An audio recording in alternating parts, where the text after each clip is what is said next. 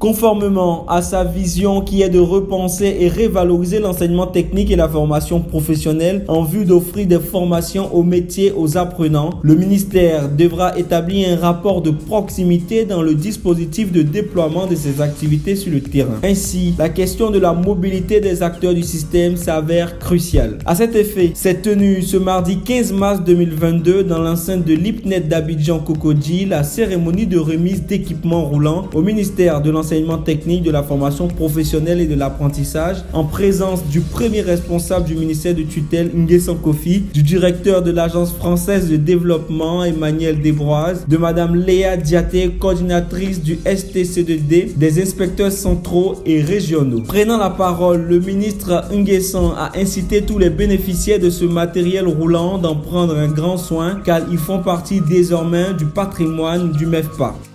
Je voudrais aussi saisir cette opportunité pour rassurer nos généreux donateurs que les équipements seront utilisés dans le cadre strict des activités du ministère.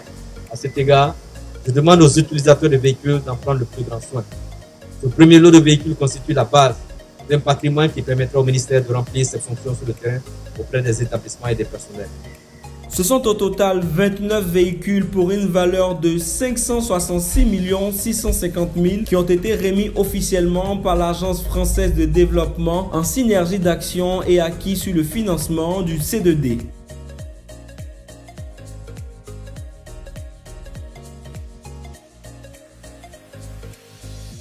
Comme l'a brillamment exprimé Monsieur le Ministre, il s'agit aujourd'hui d'accompagner la formation professionnelle, l'enseignement technique, l'apprentissage des jeunes Ivoiriennes et des jeunes Ivoiriens.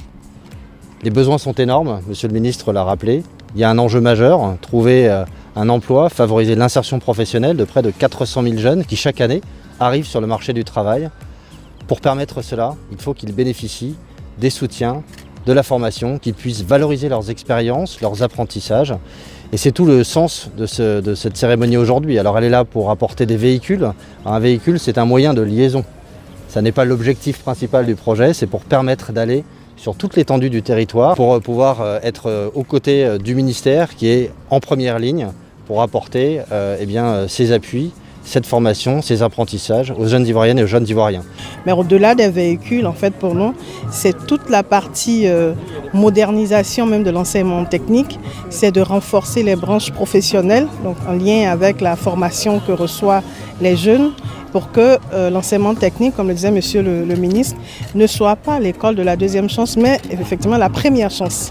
Et que les jeunes aient un attrait pour ces établissements-là, dont on a fait des rénovations, on a fait des nouvelles constructions pour leur offrir plus de capacité d'accueil et surtout un cursus beaucoup plus maîtrisé et qui débouche vers l'emploi.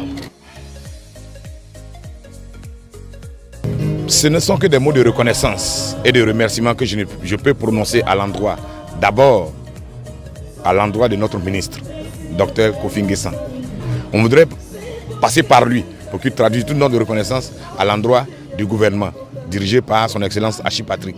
Et lui aussi, à son tour, j'allais dire, puisse traduire notre reconnaissance et notre gratitude à l'endroit de Monsieur le Président de la République, son Excellence Alassane Ouattara, pour que nous puissions poursuivre ce travail et permettre à la Côte d'Ivoire d'avoir des produits humains, des ressources humaines de qualité pour, n'est-ce pas, permettre le développement économique et social, industriel, j'allais dire, de ce pays.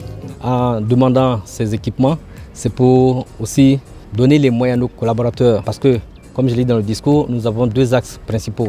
L'école de la deuxième chance qui est destinée à reconvertir certains jeunes diplômés sans emploi, déscolarisés ou non scolarisés, à se reconvertir. Et puis la formation initiale qui se délivre dans près de 70 établissements répartis à travers la Côte d'Ivoire. Donc pour ces établissements et pour les cours qui se déroulent dans ces établissements, il faut que nos collaborateurs, les inspecteurs généraux, les inspecteurs puissent suivre le développement de l'année académique et faire en sorte que les jeunes soient bien formés. C'est la raison pour laquelle nous sommes tournés vers nos partenaires pour avoir ces moyens de déplacement pour permettre à ces acteurs principaux de la formation d'aller sur le terrain et d'apporter leurs appuis divers à ceux qui sont sur le terrain et qui sont relativement éloignés, comme nos travailleurs qui sont à Odiné, qui sont à Korogo, qui sont à Baké, qui sont à Botro demain et qui sont aussi dans les zones reculées. Donc l'idée pour nous, c'est de restructurer le secteur de l'enseignement technique de la formation professionnelle, faire en sorte que les niveaux soient bons et qu'en synergie avec les entreprises, que les jeunes qui sont formés ne parlent plus de l'école de la deuxième chance, mais plutôt de l'école de la première chance, parce qu'après la formation, ayant eu le diplôme, ils pourront trouver le travail. C'est ça notre objectif principal et c'est ça aussi qui est soutenu par le gouvernement.